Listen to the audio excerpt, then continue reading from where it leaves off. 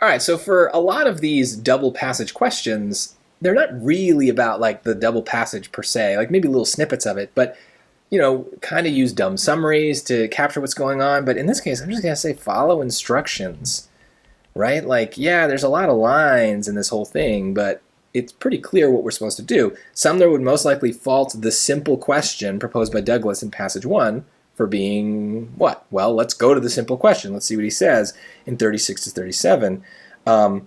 This simple question is, will you allow the people to legislate for themselves upon the subject of slavery? Well, what's Sumner's answer? No, he doesn't like the bill. He doesn't like this idea of slavery.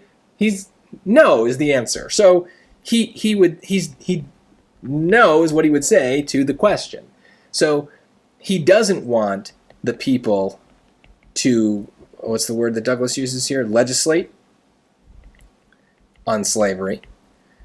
So what kind of matches with that? Let's go. It's biased. The question is biased since it places the interests of territories over those of established states. Well, I may not know every single nuance of Sumner's argument in passage 2, but I don't remember him really caring too much about the difference between a territory and a state.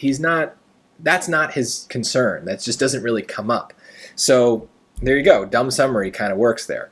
I don't need to go back to the passage. I remember that if that was an important thing, I would have remembered it. We did a whole bunch of questions about passage 2. B, it's an irrelevant question since territorial citizens already have the freedom to legislate on local matters. Well, this is tricky because I could see why someone would pick this. It does seem true, right? If you're a citizen of a place, presumably you have the right to decide what happens in that place, at least in the United States, but would he really say that the question is irrelevant? No. He disagrees with Douglas on this. He's not saying that Douglas's question or point of view is just something that should be ignored. That's dismissing Douglas. That's dismissing the question. He's not dismissing it. He's disagreeing with it. So saying it's irrelevant, missing the point of the passage. They're fighting over something here.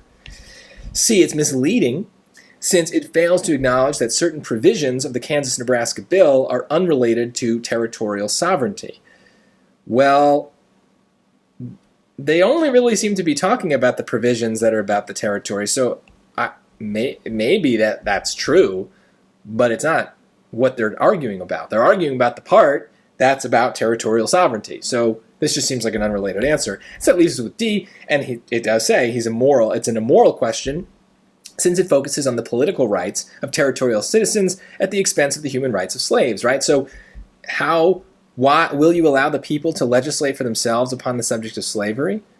No, Sumner says, because the people aren't allowed to vote if they're slaves. So it's not actually popular sovereignty. And we had a question about this.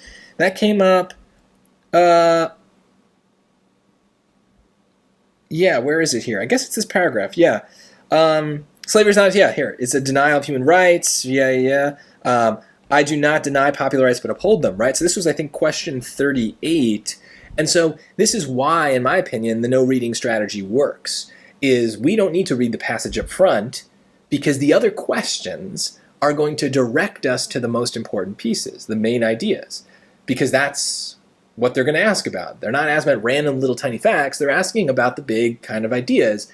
And those ideas might shift over the passage, but not a ton. And so this question is easier because we did question 38 and they told us, hey, pay attention to these lines. Sumner is saying something important here. And so here, those lines for that other question gave us the answer to this one. This happens a lot. Count on this happening. And that's why, use the no reading strategy. You will read what you need to read. I promise.